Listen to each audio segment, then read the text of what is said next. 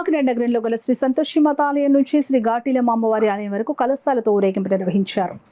శ్రీ ఘాటీలమ్మ అమ్మవారికి దేశంలోని వివిధ నదుల్లోని జలాలను తీసుకుని వచ్చి అమ్మవారికి జలాభిషేకం చేయడం జరుగుతుందని సానా సతీష్ బాబు ఫౌండేషన్ చైర్మన్ తలాటం హరీష్ పేర్కొన్నారు. సోమవారం కాకినాడలో శ్రీ సంతోషిమాత ఆలయం నుంచి శ్రీ ఘాటీలమ్మ అమ్మవారి ఆలయం వరకు కలశాలతో ఊరేగింపు నిర్వహించారు. అనంతరం 35వ division town railway station road over bridge కింద శ్రీ ఘాటీలమ్మ అమ్మవారికి జలాభిషేకాలు నిర్వహించారు. ఈ సందర్భంగా ఆయన మాట్లాడుతూ ప్రజలు సుఖ సంతోషాలతో ఉండాలని అమ్మవారికి దేశంలో ఉన్న పుణ్య నదుల నుంచి జలాలను తీసుకుని వచ్చి అభిషేకం నిర్వహించడం జరిగిందని అన్నారు. అనంతరం భారీ అన్నదానాన్ని చేపట్టడం జరిగిందని తెలిపారు. ఈ కార్యక్రమంలో మట్టా రాజు, ఆలయ పూజారి ముత్యాల మురళీ శర్మ, మట్టా రాంబాబు, సతీష్ తదితరులు పాల్గొన్నారు. నమస్కారం అండి. 35వ వార్డు శ్రీ ఘాటీలమ్మ అమ్మవారి ఈవేళ వివిధ నదుల నుంచి భారతదేశంలో పుణ్యక్షేత్రాల్లో అన్ని నదుల నుంచి తీసుకొచ్చి ఇక్కడ జలాభిషేకం చేస్తున్నారండి.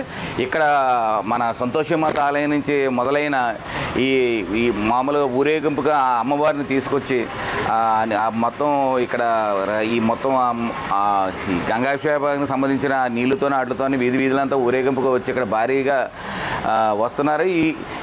ఇదంతా కాకినాడ ప్రజలకి మంచి జరగాలని మన అందరూ 35వ వార్డులో ప్రజలందరూ సంతోషాలతో సుఖ సంతోషాలతో ఉండాలని మేము చేసే మంచి కార్యక్రమం. ఈ మట్టారాజు గారు వీళ్ళందరూ కలిపి ఇంత మంచి కార్యక్రమం చేస్తున్నందుకు చాలా ఆనందంగా ఉంది. ఈ భక్తులు కూడా ఎంతోమంది వందలాదిగా వచ్చి వస్తున్నారు.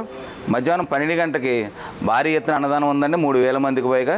ఇంత మంచి కార్యక్రమం చేస్తున్న ఈ ఘాటీలమ్మ గుడి ఆలయ కమిటీ చాలా అభివృద్ధి చెంది ఇంకా నేను నా వంతు తరపున కూడా అమ్మవారికి ఇంకా అభివృద్ధి కార్యక్రమాలు నేను చేసి మనకి మంచి కార్యక్రమాలు ఇంకా ముందు ఇంకా చాలా మంచి కార్యక్రమాలు చేస్తానని మాటిస్తున్నాను.